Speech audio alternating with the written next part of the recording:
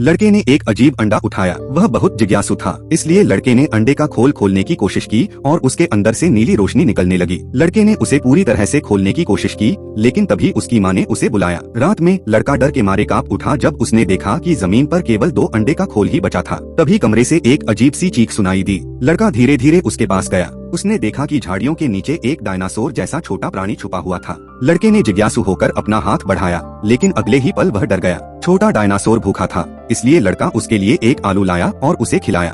लड़के ने फिर से हाथ बढ़ाया। छोटा डायनासोर अब डरता नहीं था, लेकिन उसकी भूख और भी बढ़ गई। उसने जल्दी से सारी खाने की चीजें खा ली। लड़के ने देखा कि उसका शरीर सूखा हुआ है, इसलिए उसने उस पर एक बर्तन पानी डाल दिया। छोटा डायनासोर खुशी खुशी तैरने लगा। उसे सच में पानी बहुत पसंद था। उस रात लड़के ने अचानक एक चीख सुनी। पता चला कि छोटा डायनासोर उसकी बहन के बाथटब में खेल रहा था। इस प्यारे प्राणी को देखकर बहन अब डर नहीं रही थी। छोटा डायनासोर खाने की तलाश में तालाब के किनारे गया और वहाँ बहुत सारी मछलियाँ पाई, इसलिए वह उत्साहित होकर तालाब में कूद गया और अच्छा खासा भोजन कर लिया। अगले दिन लड़के ने देखा कि डायनासोर अब बहुत बड़ा हो चुका था।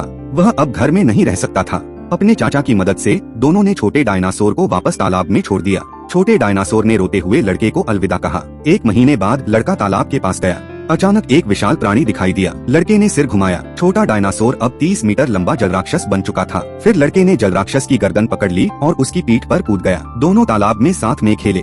लड़का बहुत खुश था, लेकिन एक दुर्घटना हो गई।